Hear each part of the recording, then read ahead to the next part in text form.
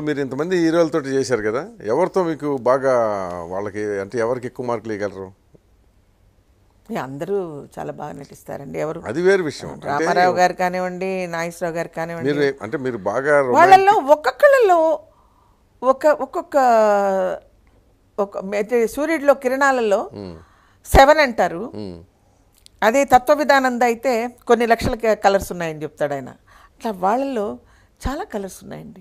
నాగేశ్వరరావు గారు తీసుకుంటే ఆ సోఫిస్టికేషన్, ఆ 2 జేబుల్లో ఇలా చేతులు పెట్టుకుని ఆ డైలాగ్ చెప్పే తీరు, అది చూడడం, ఈ వేలు ఇలా పెట్టి అవన్నీ కొంచెం అవును డిఫరెంట్గా ప్రత్యేకంగా ఉంటాయి మేనరిజమ్స్.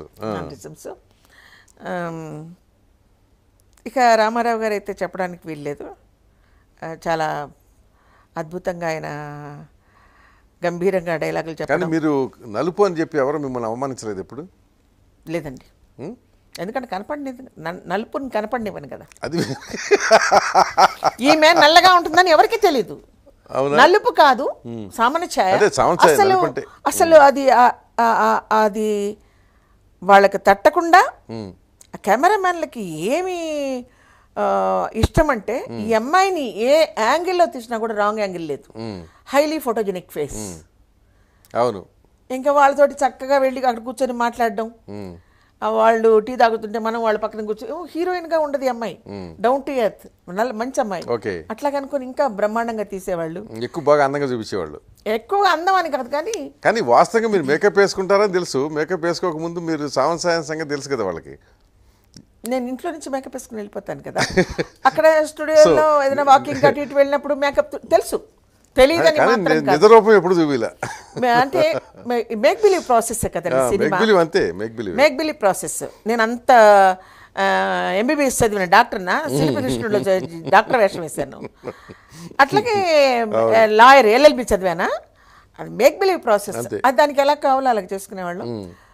నేను అందరూ సావిత్రిలాగా ఉన్నావు, సావిత్రిలా ఓ నాయన, మనం ఇంత కష్టపడి ఇంత చేసినా కూడా ఇంకా సావిత్రిలాగా ఉన్నాం. ప్రభావం ఎక్కువ పడిపోయింది మీ మీద, పడిపోయింది. పోలికలు కూడా ఉన్నాయి. అవును, ఎట్లాగ ఇది అనుకున్నాను, ఆవాహన చేసేసుకున్నాను, ఆవిడని బయటికి పంపించాను. పట్టుదల ఎక్కువ. ఏం చేయాలి బార్బరా స్ట్రైసన్. చాలా ఇంగ్లీష్ హీరోయిన్స్ ఎంతమంది ఉన్నారు, అన్ని సినిమాలు చూశాను, హిందీ సినిమాలన్నీ చూశాను. బాగా కన్నడం కల్పన నా మీద ప్రభావం చాలా. అట్లాగా తమిళ్లో ఎవరెవరు బాగా చేస్తున్నారో వాళ్ళందరినీ పెట్టేసుకుని బాగా డైట్ చేసేసి స్లిమ్ అయిపోయి, అసలు ఈ ఫిగర్ ఇంతకుముందు ఎవరు ఏ హీరోయిన్ లేదు, సావిత్రి లేదు, కృష్ణకుమారి గారు లేరు.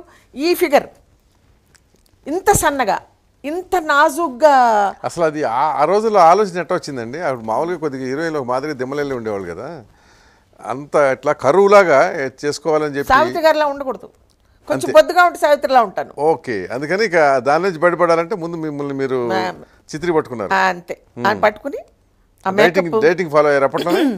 ఎప్పుడు డైటింగ్ అండి, ఎప్పుడు గోధుమన్నం, ఆకుకూరలు ఇవేవో ఉండేవి. ఒక చిన్న కప్పుతోటి మీగడ పెరుగు తెచ్చేవారు, అది పండ్లు బాగా తీసుకునేదాన్ని.